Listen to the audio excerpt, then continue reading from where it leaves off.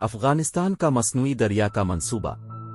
مجھے جو ملا وہ یہ ہے، اس منصوبے کو کوش تیپا کینال کہا جاتا ہے اور اس کا مقصد آبپاشی کے مقاصد کے لیے دریائے انکو دریا کے پانی کو موڑنا ہے، جو وسطی ایشیا میں سب سے طویل ہے۔ توقع ہے کہ یہ نہر 285 کلومیٹر لمبی اور 100 میٹر چوڑی ہوگی اور 5,50,000 ہیکٹر ریگستان کو کھیتی باڑی میں بدل دے گی۔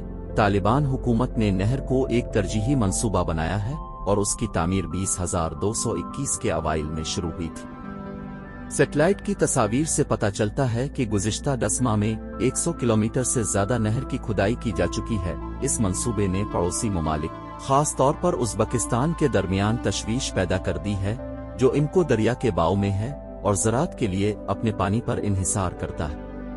ماحولیاتی خدشات بھی ہیں کہ یہ نہر بحیرہ ارل کی صورتحال کو مزید خراب کر دے گی، جو انکو دریا 2 سے زیادہ پانی نکالنے کی وجہ سے سکڑ رہا ہے۔ کچھ ماہرین اور انجینئرز نے نہر کی فیزیبلٹی اور معیار کے بارے میں شکوک کا اظہار کرتے ہوئے کہا ہے کہ طالبان حکومت کے پاس اسے مؤثر طریقے سے مکمل کرنے کے لیے تکنیکی مہارت یا مالی وسائل نہیں ہے۔